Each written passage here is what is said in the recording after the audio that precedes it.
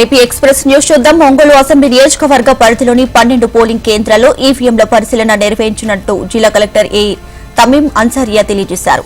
ప్రస్తుతం నిర్వహించే ప్రక్రియ రీకౌంటింగ్, రీపోలింగ్ కాదని స్పష్టం చేశారు. ఈవీఎంల వెరిఫికేషన్ కోసం వైఎస్సార్ కాంగ్రెస్ పార్టీ అభ్యర్థి ఎన్నికల సంఘాన్ని అభ్యర్థించారని చెప్పారు. ఎన్నికల సంఘం సూచన మేరకు ఈ నెల 19వ తేదీ నుంచి 25వ తేదీలోపు ఈవీఎంల వెరిఫికేషన్ నిర్వహిస్తామన్నారు. ఈవీఎంల వెరిఫికేషన్ లో బెల్ కంపెనీ ఇంజనీర్లు పాల్గొంటారంటూ చెప్పారు. కోనసీమ జిల్లా రాజోలు లక్ష్మీనరసింహస్వామి వారి ఆలయంలో శ్రావణ మాసం తొలి శుక్రవారం భక్తులు పూజలు చేశారు. శ్రీ రాజలక్ష్మి తాయారు అమ్మవారి సన్నిధిలో సామూహిక వరలక్ష్మి కుంకుమ పూజలు చేసి కార్యక్రమంలో సుమారు 350 మంది భక్తుల ప్రత్యేక పూజలు నిర్వహించారు. ఈ సామూహిక వరలక్ష్మి కుంకుమ పూజలో యొంద పాల్గొన్న ముత్తైదవులకు ఎటువంటి పూజ రుసుము లేకుండా అమ్మవారి రూపు, పూజ సామగ్రి, ప్రసాదం ఉచితంగా పంపిణీ చేశారు. కాకినాడ రూరల్ అచ్చంపేట ఆదికవి నన్నయ్య యూనివర్సిటీలో ప్రపంచ గిరిజన దినోత్సవ వేడుకలను ఘనంగా నిర్వహించారు. ఎంఎస్ఎన్ క్యాంపస్ అధ్యాపకులతో కలిసి ప్రిన్సిపల్ ప్రశాంతి జ్యోతి ప్రజ్వలన చేసి కార్యక్రమాన్ని ప్రారంభించారు. ఈ వేడుకల్లో కాకినాడ ఉమెన్స్ కాలేజ్ విద్యార్థులు చేసిన గిరిజన నృత్యాలు ప్రత్యేక ఆకర్షణగా నిలిచాయి. అయితే విద్యార్థులు చేసిన ఈ డాన్సులు అందరినీ ఆకట్టుకున్నాయి. కర్నూలు జిల్లా ఎమ్మిగనూరు పట్టణంలోని సోమప్ప జిల్లా పరిషత్ గర్ల్స్ హై స్కూల్లో ఎమ్మెల్యే బీవీ జయ నాగేశ్వరరెడ్డి తనిఖీ చేశారు. తనిఖీ చేసిన సమయంలో స్కూల్లో అనేక సమస్యలు టీచర్ల ద్వారా తెలుసుకున్నారు. గర్ల్స్ హై స్కూల్లో దాదాపుగా విద్యార్థులు 350కి పైగా ఉన్నారంటూ, వీరికి ఉండాల్సిన టీచర్లు లేకపోవడంతో విద్యార్థులకు అనేక ఇబ్బందులు పడుతున్నారంటూ అన్నారు. ప్రకాశం జిల్లా పొదిలి ఆర్టీసీ బస్టాండ్లో జేబు దొంగలు హల్చల్ చేస్తున్నారు. ఆర్టీసీ అధికారులు, పోలీసులు స్పందించకపోవడంతో ప్రజలు, ప్రయాణికులు ఆగ్రహాన్ని వ్యక్తం చేస్తున్నారు. సీసీ కెమెరాలు ఉన్నా పర్యవేక్షణ లోపంతో పట్టించుకునేవారు లేరన్నారు.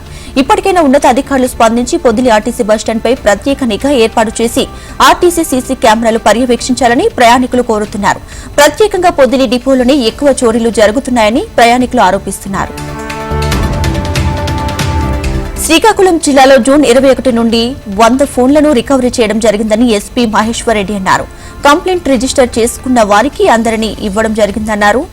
ఈ 100 ఫోన్ల కాస్ట్ 15 లక్షల వరకు ఉంటుందన్నారు. 618 ఫోన్లను ఇప్పటి వరకు రికవరీ చేయడం జరిగిందన్నారు. కడప నగరంలోని కొత్త బస్టాండ్ అంబేద్కర్ సర్కిల్ వద్ద సిపిఐ, సిపిఎం పార్టీల వారు మోడీ ప్రభుత్వానికి వ్యతిరేకంగా ధర్నా కార్యక్రమాన్ని నిర్వహించారు. భారత ప్రధానిగా ఉండటానికి మోడీ అనర్హుడంటూ విమర్శించారు. క్విట్ ఇండియా ఉద్యమ స్ఫూర్తితో క్విట్ కార్పొరేట్ అన్న నినాదంతో ముందుకు సాగుతున్నామన్నారు. ఈ కార్యక్రమంలో పెద్ద ఎత్తున ప్రజా సంఘాలు, అనుబంధ సంఘాల కార్యకర్తలు పాల్గొన్నారు.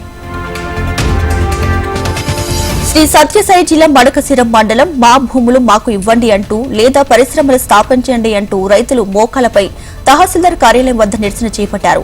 గత 20 సంవత్సరాల క్రితం వైఎస్ రాజశేఖర రెడ్డి హయాంలో పరిశ్రమలు స్థాపిస్తామని, ఆ పరిశ్రమల్లో ఉద్యోగ అవకాశాలు కల్పిస్తామని రైతుల వద్ద భూములు తీసుకున్నారంటూ జిల్లా రైతు కార్యదర్శి పెద్దన్న తెలియజేశారు.